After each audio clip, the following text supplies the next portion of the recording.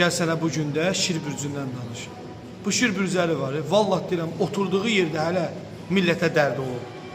Vallah deyirəm, bu şir bürcündə olan insanların Koroğlu kimi adları çıxıb. Şir bürcündə olan insanlar, vallah deyirəm, deyəsən bəzilərinə yaman od qoyur. Çünki bilirsiniz niyə? Şir bürclərinin yaltaqlıqla, saxtakarlıqla arası olmadığına görə, birbaşa qarşısındakı insana sözünü dediyinə görə çox insanı yandırır.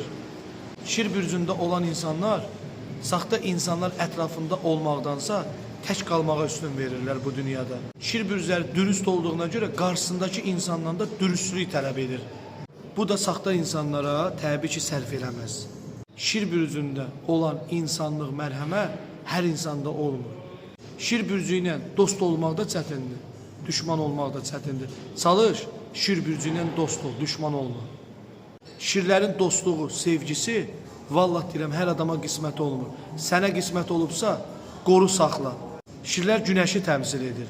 Əgər şir bürcü sənə sahiblənsə, vallah deyirəm, o isti günəşi ilə yollarını işıqlandıracaq. Şir bürcləri Allahın yeganə insanlarıdır. Allah onları bütün bəlalardan, şeytan insanlardan qoruyur. Ziyanın yarısından da qaytarır hər zaman. Nə qədər şir bürcündə olan insanlar yıxılsa da, vallahi sonunda dimdik, ayaq üstündə durmağı bacarır. Şir bürcündə olan insanlar mərddir. Vallahi deyirəm. Ürəyi açıqdır, can yandırandır. Amma heyf ki, şir bürclərinin çox insanlar qədrini bilmədi.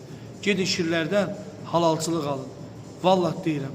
Çünki əgər bir şir bürcünün sən həqiqətən haqqına girmisənsə, mütləq bəla tapacaqsan. Unutma bu sözümü.